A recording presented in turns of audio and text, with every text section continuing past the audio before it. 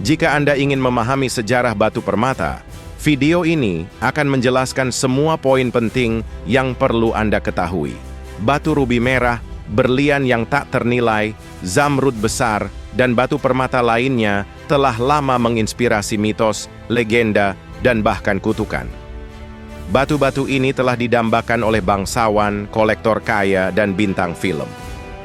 Namun, mengapa batu dan kristal tertentu begitu didambakan dan sangat dihargai sepanjang sejarah? Dalam video ini, kami akan menjawab pertanyaan ini dan banyak lagi. Kami akan mendalami sejarah keajaiban alam ini. Batu permata adalah kristal mineral berharga yang biasanya ditambang dari dalam tanah. Batu permata sering digunakan sebagai elemen dekoratif dalam perhiasan dan pernak-pernik lainnya. Sepanjang sejarah, mereka juga digunakan untuk menghias berbagai benda lain seperti piring, sisir, benda keagamaan atau upacara, dan senjata. Apakah semua batu permata ditambang? Tidak. Meskipun sebagian besar batu permata merupakan mineral dan batuan yang berasal dari bawah tanah, seperti zamrud dan opal, beberapa bahan organik berharga seperti mutiara dan amber digunakan dalam perhiasan, dan oleh karena itu disebut juga batu permata. Perbedaan warna batu permata didasarkan pada unsur-unsur yang terkandung di dalamnya, perbedaan fisik kristal, dan cara kristal membiaskan cahaya. Misalnya, proses fisik yang disebut transfer muatan, serta keberadaan titanium dan besi adalah yang menghasilkan warna biru pada batu safir. Batu permata secara alami terbentuk sebagai batu kasar. Batu ini bentuknya tidak beraturan dan dalam beberapa kasus tidak berkilau atau indah. Namun, setelah ditambang, batu ini diukir dan dipoles menjadi bentuk tertentu yang disebut potongan oleh ahli pemotong batu permata. Ini meningkatkan dan menonjolkan kilau dan warnanya. Ada sekitar 200 jenis batu permata alam yang kita ketahui saat ini. Karena jumlahnya sangat banyak, kami tidak dapat membahas semuanya dalam video. Itulah sebabnya kami hanya akan fokus pada beberapa batu permata yang paling terkenal di sini. Amazonite, ametis, aquamarine, carnelian, citrine, coral, diamond, emerald, garnet, jade, jasper, dan lain sebagainya. Usia batu permata sejak terbentuk di dalam bumi berkisar antara jutaan hingga miliaran tahun, kecuali batu permata organik seperti mutiara yang terbentuk terus-menerus.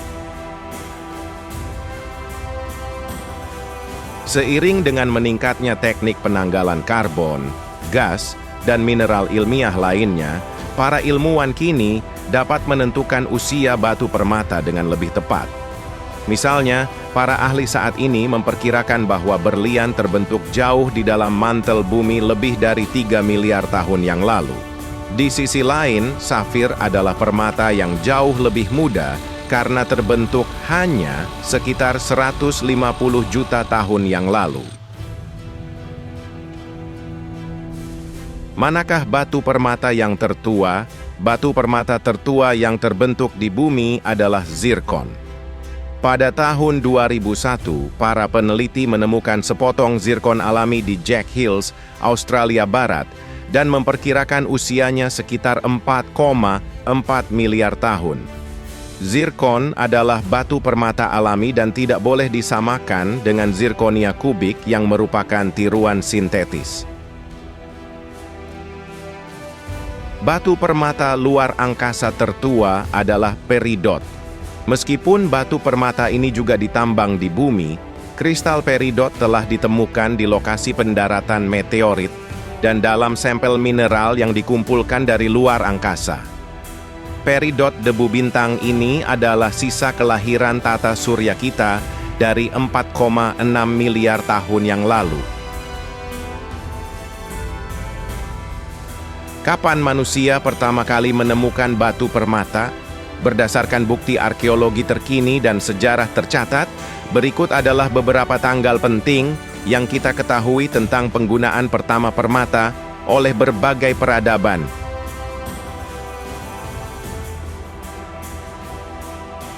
Wilayah Hindu Kush atau Afghanistan modern. Bukti arkeologi menunjukkan bahwa batu permata tertua yang ditambang oleh manusia adalah lapis lazuli, batu dengan warna biru tua.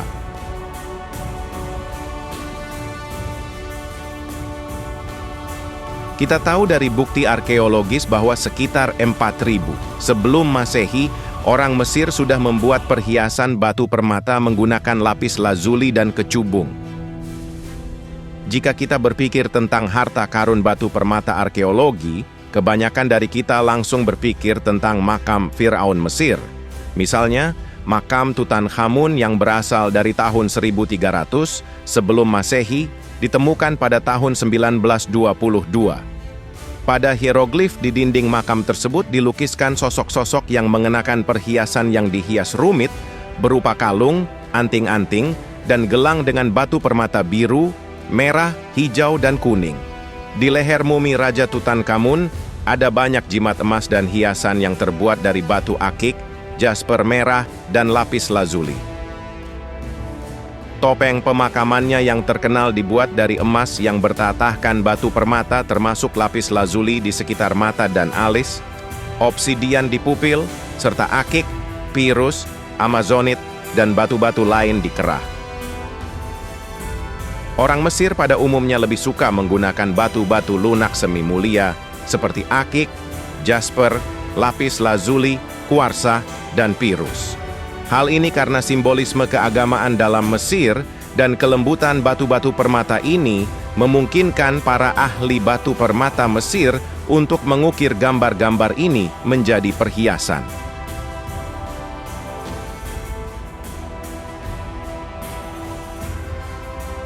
Bangsa Yunani mulai menggunakan batu permata sebagai perhiasan sekitar tahun 1600 sebelum Masehi. Batu-batu mulia seperti zamrud, rubi, dan safir diimpor melalui jalur sutra dari India, Sri Lanka, dan Timur Jauh. Berkat pengaruh dan kekuasaan Alexander Agung, desain perhiasan Yunani dipengaruhi oleh banyak budaya lain, seperti Asia. Hal ini menyebabkan penggunaan perhiasan yang indah dan mewah yang dihiasi dengan berbagai batu berwarna seperti mutiara, serta kristal batu. Orang Yunani kuno percaya bahwa batu permata memiliki banyak kekuatan.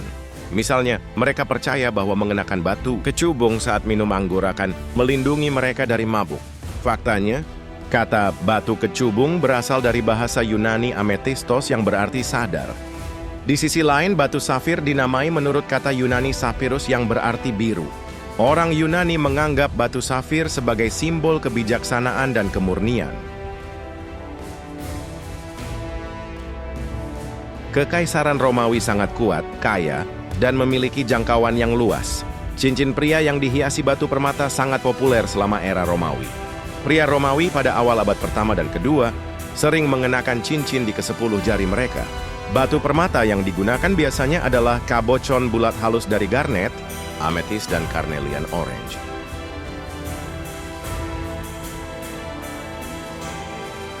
Berkuasa antara abad ke-14 dan ke-16, peradaban yang sangat canggih ini menghasilkan barang-barang dari batu, seperti patung, alat musik, topeng, dan pisau kurban, menggunakan batu-batu semi mulia seperti pirus, giok, obsidian, kuarsa, dan opal.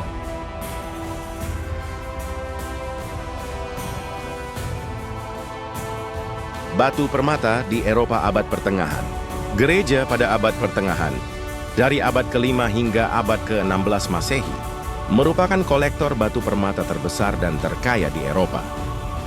Batu-batu permata ini merupakan bukti kekayaan yang luar biasa di masa yang ditandai oleh bencana manusia seperti wabah penyakit, serta takhayul, ketakutan, dan keputusasaan yang meluas. Selama masa ini, kepercayaan terhadap kekuatan penyembuhan dan perlindungan batu permata tumbuh. Mereka yang mampu membelinya mengenakan batu permata sebagai jimat pada kalung dan cincin untuk menangkal penyakit, kejahatan, dan nasib buruk. Pada puncak abad ke-8, gereja menugaskan tukang emas saat itu untuk membuat benda-benda keagamaan berhias batu permata menggunakan batu seperti garnet, jasper, gading, safir, dan zamrud. Perkembangan yang sangat penting dalam sejarah batu permata terjadi pada abad ke-16 ketika alat-alat diciptakan untuk memotong sisi-sisi berlian.